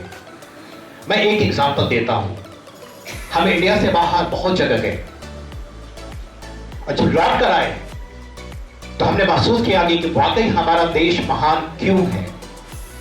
बाहर हम अभिवादन करते हैं, हेलो हाय करते हैं, लेकिन अपने देश में आज भी हम सामने जो सामान्य व्यक्ति होते हैं, शिक्षक होते हैं, उनको हम श्रद्धा से झुककर प्रणाम करते हैं। और हम समझते हैं कि जब हम झुककर प्रणाम करते हैं, पैर झुककर प्रणाम करते हैं, तो एक आध्यात्मिक शक्ति हमें प्राप्त होती है जो भारतीयता की सबसे बड़ी पहचान है। भारत से बाहर कहीं ऐसा नहीं है कि हम प्रणाम झुककर करते हैं। अपने ईगो को समाप्त करके शिक्षक के सामने में, अपने गुरुजन के सामने में अगर हमें उनसे कुछ लेना है, कुछ धारण करना है, तो सबसे पहले हम ईगो को समाप्त करते हैं। अपने जो ईगो है उसको समाप्त करने के बाद हम बेहतर तरीके से उनकी बातों को, शिक्षा को, भारतीय मूल्यों को हम धारण कर सकते हैं। इसी के साथ हम सभी लोगों को प्रणाम करते हैं। मेरा प्रणाम सभी लोग से।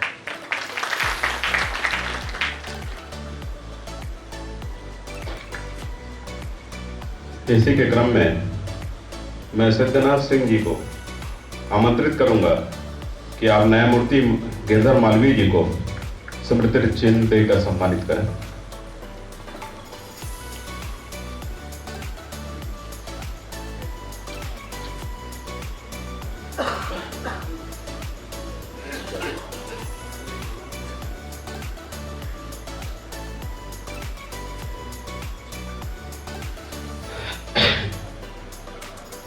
प्रोफेसर कृष्णकांत पांडे जी को मैं आमंत्रित करना चाहूंगा।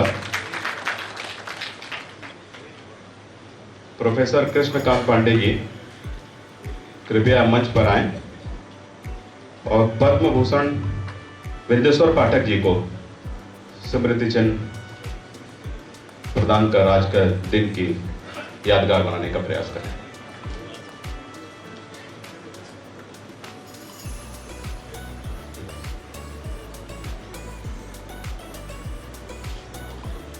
मैं राकेश टंडन जी को आमंत्रित करूंगा। राकेश टंडन जी,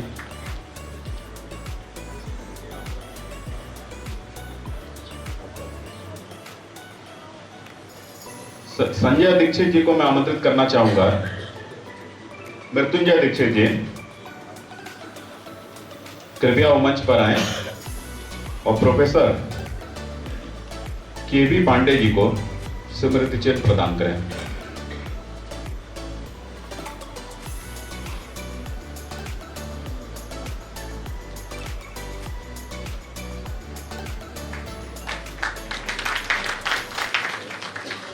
सत्यमेव जयते वह हिंद स्वराज ने एक गंगा जल यात्रा किया था जो कि काफी सफल था इधर के क्षेत्र में और बहुत चर्चित भी था। उस जल यात्रा का 5 मिनट का एक चलचित्र है जिसको कि मैं निवेदन करूंगा कि उसको जरा चलाने की कृपा करें।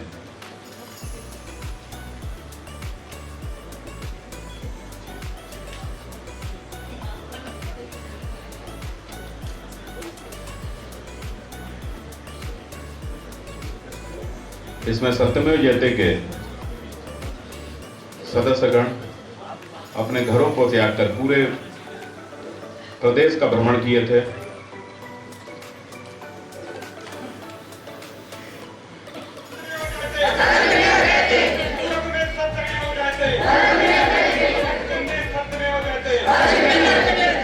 भारत में सत्यमेव जयते, विश्व में सत्यमेव जयते,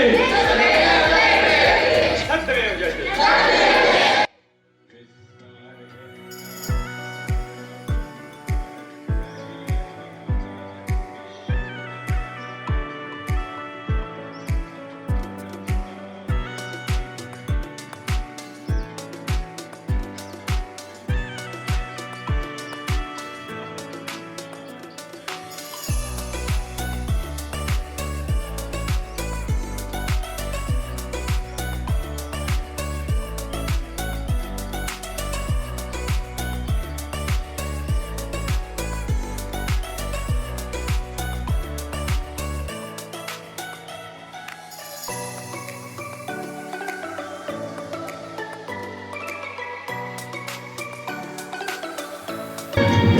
भारत के लिए गंगा जी प्रमाण है, कसौटी है, माँ है, जीवनदायिनी है। तो इस विषय की पृष्ठभूमि लेते हुए प्रयाग से काशी तक की यात्रा करने का निश्चय किया हम लोगों ने, और प्रयाग से काशी के मध्य गंगा जी की उत्तर और दक्षिण के तटवर्ती गांव, कस्बों और विद्यालयों में लोगों से इन्हीं विषयों पर बात करने, संवाद करने का प्रयास योजना बनाई गई। इन गाँव में प्रयाग से चलने पर पहले महर्षि दुर्वासा का आश्रम लीलापुर गांव, फिर सिरसा गांव, लाक्षागृह गांव, सीतामढ़ी गांव, शिवरात, विंध्याचल, मिर्जापुर, बरेली, चुनार, शेरपुर और इसके बाद काशी, इतने स्थानों पर हम लोगों ने और इन गांवों से 5-7 किलोमीटर और भीतर भी जाकर के गांव में और विद्यालयों में जो संपर्क किया, जो उत्साह दिखा है सत्यमेव जयते के प्रति, बहुत ही आश्चर्य और उत्साह पैदा करने वाला है, विश्वास पैदा करने वाला है। हम लोगों ने इस यात्रा में 25 से 30 विद्यालयों में भारतीय जीवन पद्धति, संस्कृति और विज्ञान आधारित परीक्षाएं भी आयोजित किया है। उन पुस्तिकाओं के मूल्यांकन से इन युवाओं के, विद्यार्थियों के जो 10 वर्ष से 25 वर्ष की मध्य आयु के हैं, उनमें भारतीय जीवन पद्धति, संस्कार, भारत का भविष्य, इन विषयों को लेकर के जो समझ है, जो दृष्टि है, वह एक विश्वास पैदा करती है भारत के महान राष्ट्र की ओर कदम बढ़ाने के लिए। तो हमें बहुत आशा जगी है और विश्वास दृढ़ हुआ है कि भारत का भविष्य बहुत ही सुनहरा है और सभी व्यवस्थाएं शांति, न्याय, प्रेम आधारित होती जाएंगी। कहाँ आपको नाव चलाने के लिए पर्याप्त जल मिला और कहाँ जल की कमी दिखाई पड़ी? हमको क्या नाम, सिरसा के बाद क्या नाम है, पानी कम मिला और सिरसा के पहले संगम के बीच में पानी हमको कम मिलता गया, और फिर सिरसा बाद पहले से पानी हम लोगों को अच्छी मिलती है। सिरसा से संगम के बीच में गंगा जी की गहराई औसतन कितने फीट है? 3 फीट से 4 फीट तक पानी है। और इस नाव के चलने के लिए कम से कम कितना जल होना चाहिए? 5 फीट। 5 फीट से जी। और अभी जब ये स्थिति है तो गर्मियों में क्या स्थिति होगी? बहुत एकदम सूखा आकार पड़ जाएगा, सूखा आकार पड़ जाएगा। पानी ये नहर की तरह जाने लगी, नाला की तरह। जो अपराधी है, कायर है, जो भ्रष्टाचारी है, वो सत्य का सामना नहीं कर पाएगा। सत्य का सामना वही करेगा जिसके मन में स्वच्छता है, जो आदर्शों की खेती करता है या जो आदर्शों की भूमि पे सोता है, वह नहीं करेगा जो अनादर्शी है।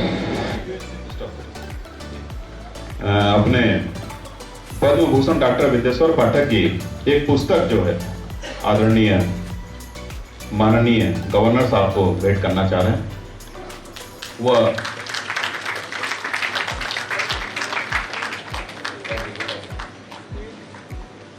न्यायमूर्ति गिरधर मालवीय जी को भी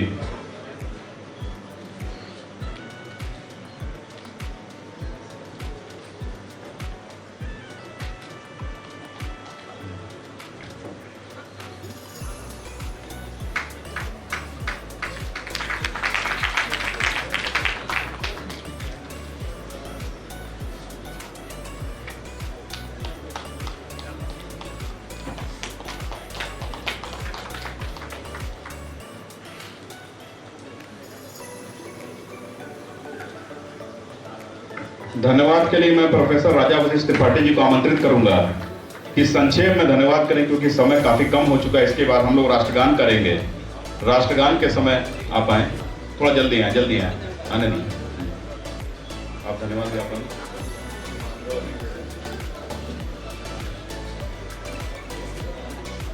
मैं यहाँ उपस्थित सभी भारतीय आत्माओं को धन्यवाद देता हूँ। आपको भी बहुत बहुत धन्यवाद। इसी के साथ हम लोग राष्ट्रगान से इस कार्यक्रम का समापन करेंगे। कृपया अपने अपने स्थानों पे खड़े होने का कष्ट करें। राष्ट्रगान के लिए सभी तैयार हो और कार्यकर्ता। अधिनायक जय हे भारत भाग्य विधाता, पंजाब सिंध गुजरात मराठा द्राविड़ उत्कल बंग, विंध्य हिमाचल यमुना गंगा उच्छल जलधि तरंग। तव शुभ नामे जागे, तव शुभ आशीष मागे, गाहे तव जय गाथा।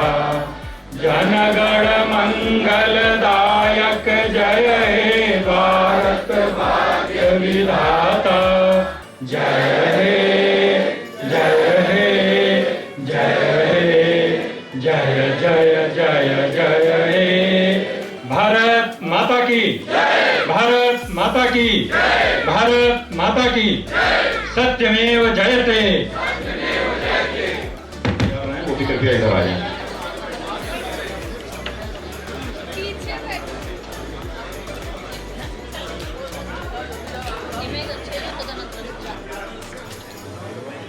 कृपया मंच को खाली करें। कृपया मंच को तत्काल खाली करें।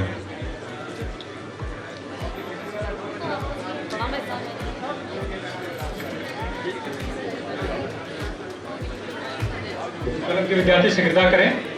चलते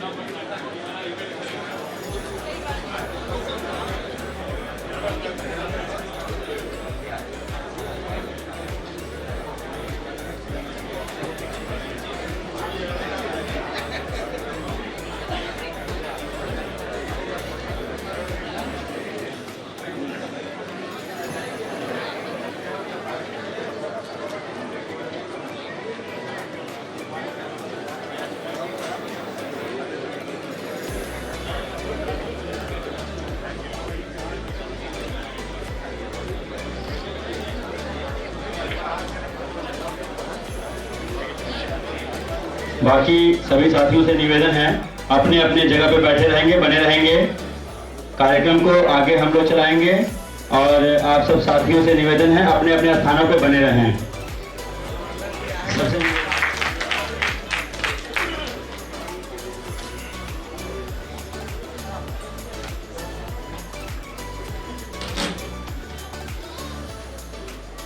मंचासीन विद्वज्जन दोस्तों, जो कार्यक्रम मैंने देखा है उसमें मेरे लिए 20 मिनट का समय निर्धारित है।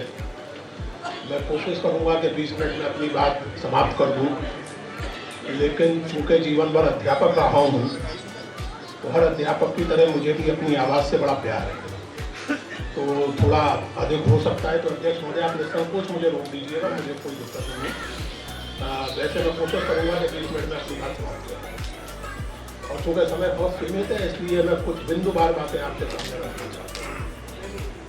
कुछ भी कहने के पहले, हम बनारस हिंदू यूनिवर्सिटी में है, कार्यक्रम यहाँ हो रहा है। मैं आचार्य हजारी प्रसाद द्विवेदी का एक वाक्य स्मरण करना चाहता हूँ। आचार्य हजारी प्रसाद द्विवेदी का प्रसिद्ध उपन्यास है राण भक्ति की आत्मकथा। उसमें एक प्रसंग में एक वाक्य आता है कि सत्य के लिए किसी से न डरना, लोक से नहीं, वेद से नहीं, शास्त्र से नहीं और गुरु से भी नहीं। मैं आजकल के माहौल को देखते हुए इसमें 2 शब्द और जोड़ता हूँ, अपमान से भी नहीं, आक्रमण से भी नहीं। सत्य के लिए किसी से नहीं डरना। और इस न्यास के अध्यक्ष श्यामधर जी मेरे छात्र हैं, और छात्र जब मेरे थे तो उसी के साथ साथ जिस हॉस्टल का मैं सीनियर वार्डन था, सौभाग्य दुर्भाग्य से श्यामधर जी उसी के वार्ड थे, रेजिडेंट थे, और उस भूमिका में भी हमारे बीच में कभी कभी ऐसी स्थितियां बनती थी। और मेरा ख्याल है श्यामधर जी, ये गलत ना होगा अगर मैं ये कहूँ कि उस छोटे से प्रशासनिक पद से लेकर बाद में एक संवैधानिक पद पर रहने का मुझे कुछ वर्ष के लिए अवसर मिला। कई बार धर्म संकट आते हैं जब आप किसी जिम्मेवारी में होते हैं, चाहे बोलने की चाहे करने की, तो कई बार धर्म संकट आपके सामने आते हैं। और मेरा ख्याल है कि मैं मोटे तौर पर यह कह सकता हूं कि जब भी धर्म संकट आया है तो मैंने संकट की परवाह किए बिना धर्म का साथ देने का प्रयत्न किया है। और इन दो प्रस्तावनाओं के साथ मैं जो 2-4 बातें कहना चाहता हूं। कटाक्ष मैं भी कर सकता हूं, लेकिन मेरा संस्कार है, मुझे ये संस्कार मेरे उसी विश्वविद्यालय ने सिखाया है जो कुर्ते वालों और झोले वालों का विश्वविद्यालय है। उसी विश्वविद्यालय ने मुझे ये संस्कार सिखाया है कि बुजुर्गों के कटाक्ष का जवाब कटाक्ष से नहीं दिया जाता, और पीठ पीछे तो हरगिज नहीं दिया जाता, सामने होते तो दे भी देता।